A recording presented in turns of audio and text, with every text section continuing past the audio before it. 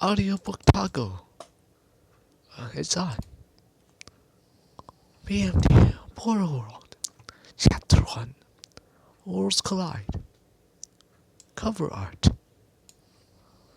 Ben looked up from his book when he heard his brother yell at him to come outside. His eyes shot wide open when he looked out of the window and realized just how much time had passed. The Pikachu climbed down from his chair, making his way to the bedroom door. He took one last look on the desk before leaving. Ben opened the door and turned to face his older brother. Ben! Where have you been? The Raichu asked him. Ben took a deep breath. Sorry, Max. I lost track of time. Let's get to work, shall we? He tried to work up an enthusiastic tone that matched his fleeting attention span, but it wasn't very convincing. Alright. He did see right through it, but at least his brother was agreeing to work. The two made their usual preparations for de-rocking the fields. They put up their sun hats, picked up the chisel and a bottle of water, and headed out to clear the rocks from the fields for planting. Beginning from the top left corner, they intended to work in rows until the entire field was done. As they worked, Ben looked at the gray clouds in the sky and commented it would rain soon. Don't let the rain get you down. Challenging work, isn't it? Max is having to straddle with his younger brother, whilst the wind provided temporary alert from the heat as it roared up around them. It also made loose tools cooling and doors sway, drowning out any potential reply from him. Max noticed a large log half buried in the soil and pulled out his metal chisel, attempting to wedge it underneath the log. He struggled to move the log even while pulling, yanking, and shoving with all his might. He called out to Ben for help, and together they applied their combined strength to the log. However, their progress was interrupted by a subtle yet constant crackling noise emanating from their house. It grew increasingly louder. They looked in horror as flames began to lick the side of their house through the windows, quickly growing to engulf the entire structure. They frantically searched for anything to extinguish their fire, but their efforts were in vain. They had no access to firefighting supplies, and there was nobody nearby to help. In despair, they watched as their home, where they had lived for 13 years, crumble into a pile of ashes and rubble. Arceus! Max muttered under his breath, unable to comprehend how the fire had started so quickly without them noticing. They searched for any signs of someone else being there and starting the fire, but there was none to be found. Ben wept, and Max struggled to hold back tears himself. He needed to be strong for his younger brother. They had to wait until the coals cooled before they could investigate what was left of their home. Ben! Max called out to him. I think I found something. There was a body lying in the center of what was left of their kitchen. They noticed it was tall and wearing a white helmet and suit that spared them from the gruesome sight of burned flesh. The only defining feature was a dark red dot in the place where his face should have been, filled with a mix of fear, anger, and frustration. Max sent a thunder wave directly at the body, but it remained motionless. Suddenly, the red dot glowed brightly for a moment before returning to its original shade, causing the brothers to jump back. Approaching the body cautiously, Ben noticed a different shade of orange glowing from underneath the corpse. Curiosity getting the better of it, he poked it, and immediately regretted as a searing pain shot through his paw. He screamed in agony. After a minute of vigorously shaking his paw and suppressing the pain, Ben rolled over the corpse to get a better look. The object lying beside it was long and straight like a paintbrush, as large as his arm, and had a strange copper pattern on its tip. He picked it up from the much darker and safer looking room, knowing that it was surprisingly lightweight and balanced like a weapon. Intrigued, He let a little of his electricity flow out, and the mysterious stick absorbed it, glowing much brighter before returning to its dim state. He repeated the experiment, and it had the same result. This is probably what caused the fire, but why did he stay behind? Ben wondered as he showed his brother what he had found. Max became curious about the electricity and sent another bolt into the body, observing closely this time. He saw the face light up briefly and noticed a small percentage display on one of the arms. It changed from 15% to 25% as he watched. I don't think this is a he. I think this is an it, Max said. The only reason it would just stay behind and die would be if it was never alive in the first place. Ben took the stick and swung it back at the thing's face, leaving a suit mark behind. The face didn't glow this time, but the display changed again, from 25% to 18%. Every swing he took had the same effect, gradually reducing the mysterious percentage until it reached 0. The next swing took off a small chunk of the suit, revealing a segment of flesh inside. It took Max only a moment to realize that his assessment was wrong, and that's when they knew it was time to stop. It was interesting while it lasted, but it wasn't helping them answer their most pressing questions. Why were they here? What species is this? Will we go without our house? The first two questions could wait to be answered,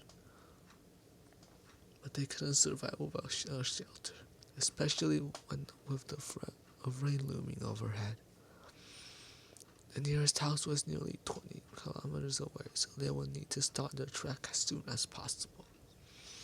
The day was hot, but the wind was chilly, and the side seemed undecided on whether to unleash a storm or not. The grass on the hills they climbed was prepared for whatever would happen. Let's just hope they'll take us in, Ben said. After hearing our story, I'm sure they will. Max reassured him, and he tried to meet Ben's eyes, but he only saw him staring at the ground. If it makes you better, we can offer to help with their chores in exchange. There was still no response. Ben mindlessly twirled the stick around, trying to figure out how it could be of use to them. The village wasn't large, but they had a few friends they could ask for help. And if they weren't around, they would go door to door. But if everyone refused, we're almost there, right? Ben asked. Almost? We're here. The Raichu laughed as they rounded the final hill. They had made it in record time and avoided the rain. Now, all they had to do was find someone who could help. Then that was easier said than done. The brothers gasped when they saw the village, now burned down just like their home. All the houses were gone and the villagers were seemingly missing. They searched each and every building looking for survivors, but saw only scarred interiors reduced to ash and rubble. There was nobody left, and Max could only hope that it was because they all escaped. After searching through the buildings, they entered the last house and found the only corpse in the village. It was eerily similar to the one they had seen before, with the same suited figure holding the same rod. Ben went to investigate while Max took the stick from him.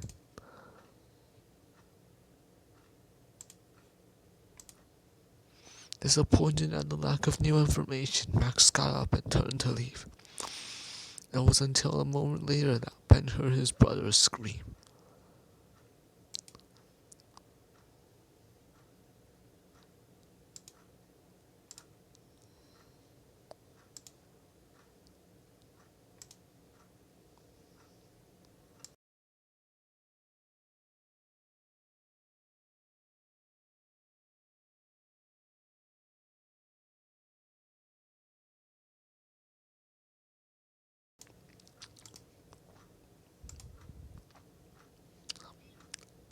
PMD, Portal World, in this suit. Another Cyclops had snuck up on them and struck Max in the abdomen, leaving behind a nasty mark. Adrenaline rushed into their veins and they both readied their electric attacks. Max went first and summoned a cloud of lightning, the sound of thunder crashing into their ears as dust filled the air. Ben prepared a second storm of electricity just in case the Cyclops survived the first attack. Inexperienced with fighting, Max took a deep breath as the dust settled. The Cyclops charged out from the cloud, heading straight for Ben. He leapt out of the way but rolled when he hit the ground, landing on his rod and leaving him with a painful singe. Quick to his feet, the Pikachu prepared his next attack but was stopped by his older brother. Our father doesn't do anything. Ben stopped for a moment before looking at what had just burned him. The stick! Use the stick! Shortly after, Max charged and started beating the Cyclops' legs. They pulled the stick out of their own out, but when they went to block Ben's attack, Max came in. For a moment, the strategy was working, but then the Cyclops took the offensive, swinging the weapon like a golf club. And now the Ben several meters away, leaving Max to defend himself on his own. There was only a few seconds of back and forth before Max was overwhelmed, and the weapon got knocked out of his paw. He retreated just in time for Ben to go back into the fight on his own. Ah! Ben screamed. He sprinted into a jump towards the Cyclops head, sending so much electricity into the stun stick that it began to glow white hot. He slammed the rod with as much force as he could muster, breaking it in half in the process. The Cyclops fell to the ground dead. They did not make it out of the fight unscathed, but they were both alive and well. The disheveled brothers took a breather together. Ben rubbed the area on his back where the rod hit him. I think it was best if we try to avoid them, Max suggested. Ben replaced his shattered stun stick with the unbroken one the Cyclops had, and with no time to waste, they began to move toward the next village. That's where they assumed everyone else was at that point if they were not dead.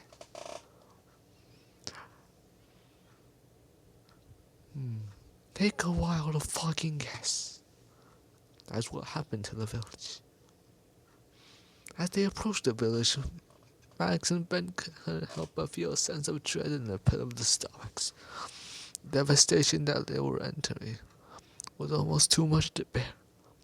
Smoke rose from the rubble of once was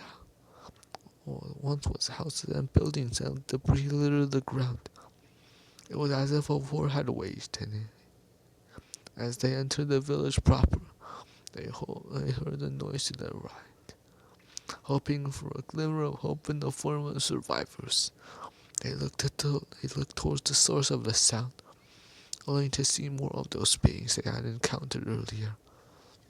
Standing upright on two legs, they resembled no Pokemon the brothers had ever seen. With no tails or ears, a smooth and shiny substance covered the area where fur and skin should be. Their legs were long and straight, unlike anything they had ever encountered. Their faces were flat with small glowing eyes, and their bodies were black and white, with one exception. The creature closest to them wore a mix of orange and gray but without a helmet. It revealed that its real skin resembled the color of the chest of a Lucario. The two brothers stuck behind the tallest wall in the vicinity, observing the peculiar beings. As Max peeled over the wall, his foot slipped. He tumbled out from behind the wall and fell onto a large twig, causing the creature to snap his attention toward them. He's heavy, Max whispered as he scrambled behind the wall. Well, that's just perfect. Let's actually plan an attack this time. They agreed that electricity was their best action, and it didn't occur to either of them that their electric attacks might not work, and how they didn't work in their earlier fights. Although they knew that aiming for the head would be more effective here due to this lack of armor there, they were also thinking about the high chance of missing given their lack of experience. Directing the attack towards the creature's body seemed like the safer choice. With their plan in place, they synchronized their electric jolts, which crackled and merged before surging towards the creature. But to their surprise, the creature remained unresponsive, completely unfazed by their assault. Right. Ben smacked his forehead as he recalled the issue of their electricity. Plan B, Max, go in. Before Max could protest, he found himself trailing behind his younger brother, preparing for melee combat. Ben charged forward and surged enough electricity to fool around to make the top glow a brilliant white. However, the creature caught it effortlessly mid-swing, halting both Ben's momentum. Without hesitation and swiftly yanked the stick away from him, throwing it over the wall and resuming what he was doing before. Max froze in his tracks, realizing that they had little chance of winning the fight. Meanwhile, Ben clutched his chest in disbelief, relieved to be alive. I think we should leave, to avoid giving this guy another reason to attack us, Ben suggested. While his brother remained silent, fixated on their adversary. Ben began to open his map, but stopped when he noticed what the orange creature was wielding. A creature brandished a severed Leafeon's tail, and he was using it to unleash leaf blades towards an unseen target. Their brothers finally turned their attention to what it was that the creature was fighting. The smoke and rubble over the stove gave way to reveal a swarm of cyclops quickly charging towards them. Ah, now I get it, Max said. Both were unsure of what the next move should be. The creature furiously whipped the tail up and down as fast as they could, taking the cyclops one by one, with neon green flying leaf blades. Does that mean he's on our side now? Ben asked as the last of their assailants fell. I suppose so, but what's his name? Max wondered out loud. Don't you remember? It's written right there on his shoulder, Ben teased. But Max was too captivated by the name to care. Gordon Freeman.